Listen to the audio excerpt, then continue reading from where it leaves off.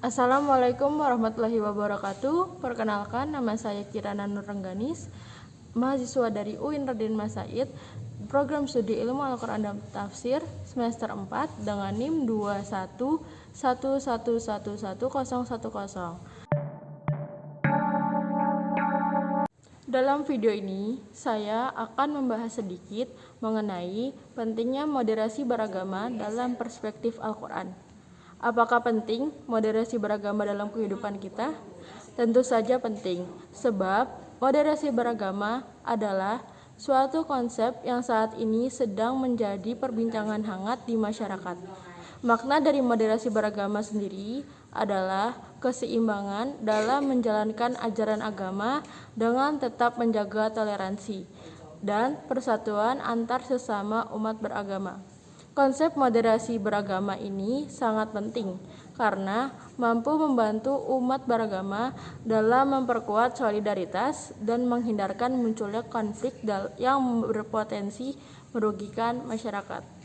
Dalam moderasi beragama, seseorang harus memperhatikan beberapa hal seperti menjaga niat dalam ibadah untuk menunjukkan ketulusan dan menghindari aliran atau paham sangat ekstrim yang mengandung kebencian dan menimbulkan ketakutan di masyarakat. Selain itu, orang yang melakukan moderasi beragama harus bisa membedakan antara ajaran agama yang asli dengan tafsir yang dipahami secara keliru. Dalam Al-Quran menerangkan mengenai moderasi beragama, salah satunya pada Quran Surat Al-Baqarah ayat 256 yang artinya tidak ada paksaan untuk memasuki agama Islam. Sesungguhnya telah jelas yang benar daripada jalan yang sesat. Karena itu, barang siapa yang ingkar kepada tagut dan beriman kepada Allah, maka sesungguhnya ia telah berpegang kepada buhul tali yang amat kuat yang tidak akan putus, dan Allah Maha mendengar lagi Maha mengetahui. Dalam Quran Surat Al-Baqarah ayat 256 ini menjelaskan mengenai toleransi, juga menafikan pemaksaan dalam memeluk agama Islam. Kemudian disambungkan dengan Quran Surat Yunus ayat 40-41 yang menjelaskan bahwa toleransi berarti tidak memaksa beribadah sesuai ajaran agama Islam, namun membiarkan agama lain menjalankan ibadah sesuai ajarannya. Ayat tersebut artinya di antara mereka ada orang-orang yang beriman kepada Al-Quran, dan di antaranya ada pula orang-orang yang tidak beriman kepadanya. Tuhanmu lebih mengetahui tentang orang-orang yang membuat kerusakan jika mereka mendustakan kamu. Maka katakanlah, bagiku pekerjaanku dan bagimu pekerjaanmu. Kamu berlepas diri terhadap apa yang aku kerjakan, dan aku pun berlepas diri terhadap apa yang kamu kerjakan. Menurut Wahbah Az-Zuhaili, dalam kitab tafsirnya Al-Munir, beliau menafsirkan Quran Surat Al-Baqarah ayat 256 bahwa janganlah kalian memaksa seseorang untuk masuk Islam, karena bukti dan dalil kebenaran Islam sudah sangat jelas. Jadi tidak perlu ada paksaan untuk memeluknya, karena keimanan adalah berdasarkan kesadaran dan kerelaan, hujah dan bukti-bukti. Jadi tidak ada gunanya segala bentuk paksaan. Serta penafsiran Quran Surat Yunus ayat 40-41 yang dikemukakan oleh Wahbah Az-Zuhaili dalam kitab tafsir Al-Munir, yaitu orang-orang musyrik pada kenyataan dan dalam hal menerima Al-Quran ada dua golongan. Golongan yang percaya kepada Al-Quran dalam diri mereka dan tahu bahwa Al-Quran adalah benar, akan tetapi mereka tetap keras kepala dengan mendustakannya. Dan kelompok yang meragukannya dan memang tidak mempercayainya. Ini adalah dalam kenyataannya. Bisa juga yang dimaksud dengan fi'il yu'minu adalah penerimaan, yaitu bahwa dari mereka di mana kamu diutus kepadanya, wahai Muhammad, ada orang yang akan beriman kepada Al-Quran ini dan akan mengikuti kamu dan mengambil manfaat dengan apa yang kamu bawa, dan dari mereka ada orang yang tetap berada pada kekafirannya.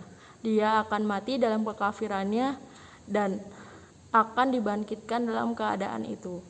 Dan apabila mereka orang-orang musyrik mendustakan kamu dan terus melakukan itu, berlepas dirilah dari mereka dan dari perbuatan mereka, dan katakan kepada mereka, li amali, yang artinya bagiku pekerjaanku, yaitu tugas menyampaikan risalah, peringatan, dan berita gembira, ketaatan dan keimanan, dan Allah SWT akan memberi aku balasan atas itu semua.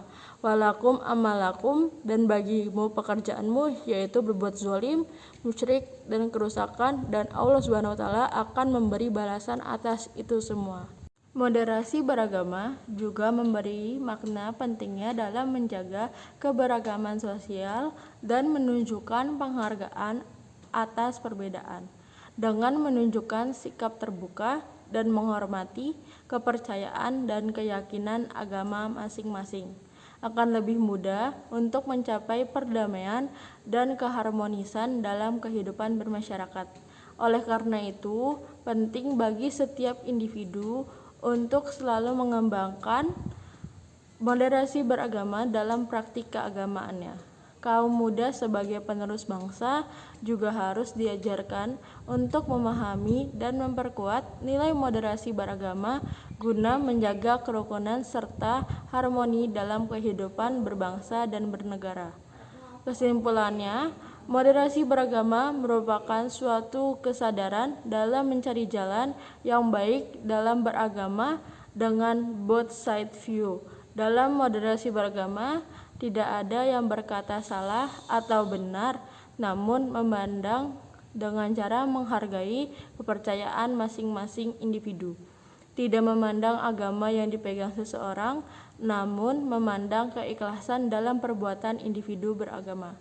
Oleh karenanya, penting untuk mempromosikan moderasi beragama sebagai nilai-nilai universal yang dapat membawa perdamaian dan harmoni dalam kehidupan bermasyarakat yang multikultural.